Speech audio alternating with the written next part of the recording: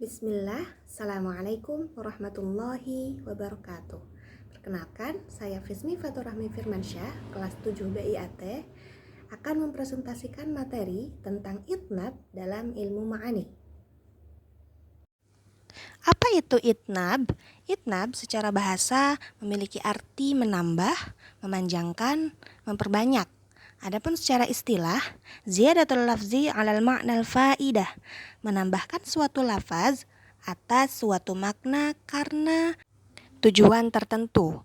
Nah, maksudnya, itnab ini menyatakan suatu maksud dengan lafaz atau pernyataan yang berlebihan dengan faidah seperti menguatkan serta mengukuhkan maksud tersebut. Adapun jenisnya yang dapat dikategorikan dalam macam-macam itnab adalah yang pertama, dzikrul am ba'dal khos, lalu yang kedua, dzikrul khos ba'dal am, yang ketiga, at-tikror, yang keempat, al-ighal, yang kelima, at-tadhil, yang keenam, at-takmil awil ihtiras, dan yang terakhir yaitu at-tatmim. Sebelumnya, saya akan menjelaskan 3 contoh berikut dengan 3 penafsiran yang berbeda. Yang akan saya ambil adalah kitab Safwatut Tafasir, Al-Munir, dan Al-Maraghi.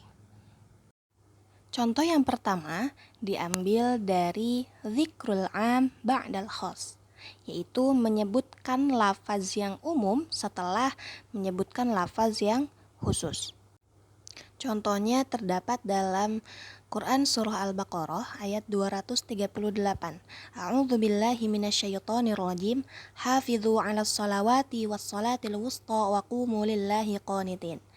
Nah, dalam konteks ayat ini terdapat 2 kata yang am dan khos, yaitu sholawat sebagai am dan sholatul wusta sebagai khos. Nah, konteksnya ini untuk memberikan penekanan atau perhatian khusus kepada sholat wusta yang menurut sebagian ulama adalah sholat asar. Dalam kitab Safwatut Tafasir itu dijelaskan bahwasanya peliharalah semua sholatmu dan peliharalah sholat wusta. Peliharalah dan lakukanlah sholat secara rutin, wahai orang-orang beriman, terutama sholat asar. Sesungguhnya malaikat menyaksikannya. Jadi di sini yang dimaksudkan dalam kitab Safwatut Tafasir, sholatul wusta adalah sholat asar. Adapun dalam kitab tafsir Al-Munir menjelaskan bahwasanya kerjakanlah semua sholat dengan rutin, karena sholat berisi munajat kepada Allah, doa, dan pujian kepadanya. Di samping itu, sholat adalah tiang agama, dan ia sangat efektif dalam mensucikan jiwa apabila dilaksanakan sesuai dengan cara yang disebutkan dalam hadis. Rasulullah SAW bersabda, sembahlah Allah seolah-olah kau melihatnya, meskipun kau tidak dapat melihatnya. Ketahuilah bahwa dia melihatmu. Nah, sholat wusta ini sebetulnya sudah masuk dalam kata semua sholat.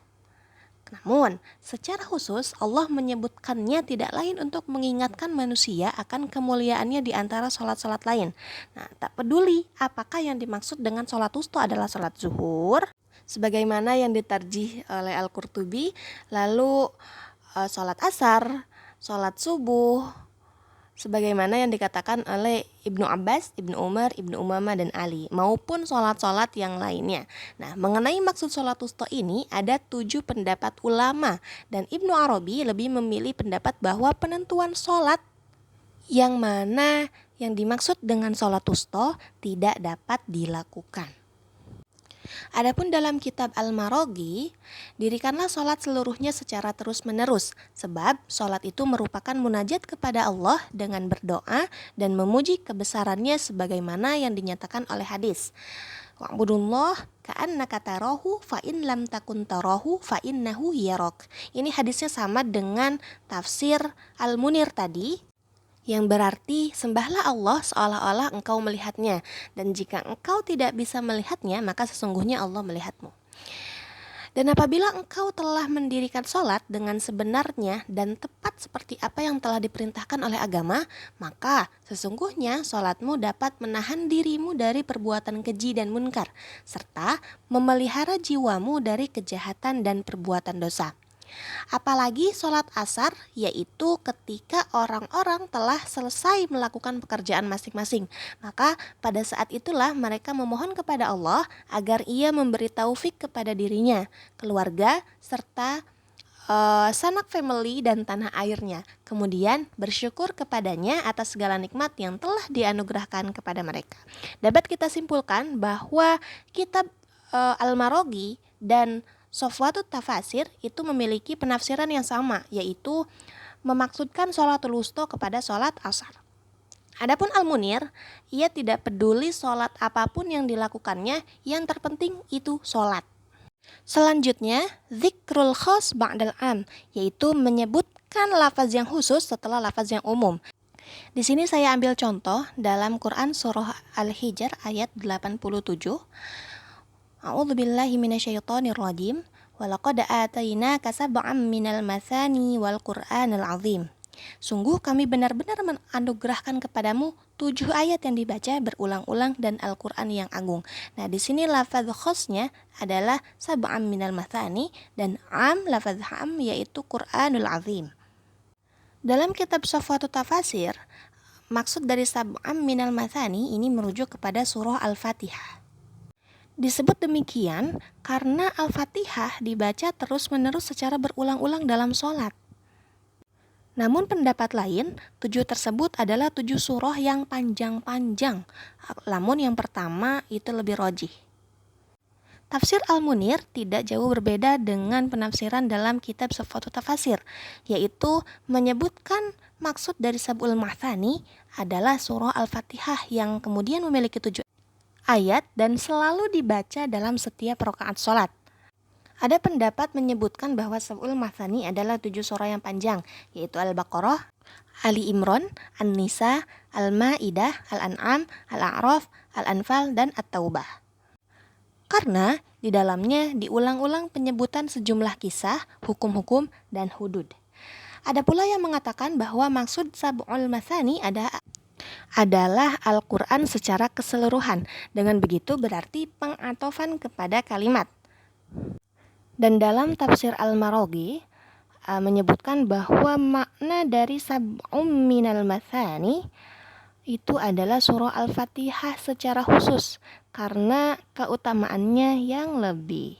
Jadi ketiga kitab tafsir ini memiliki penafsiran yang sama, yaitu menafsirkan kata sab'um minal mathani ini sebagai surah Al-Fatihah, meskipun ada pendapat-pendapat yang lain.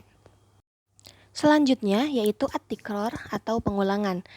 Di sini saya ambil contoh dalam Quran surah An-Naba ayat 4-5.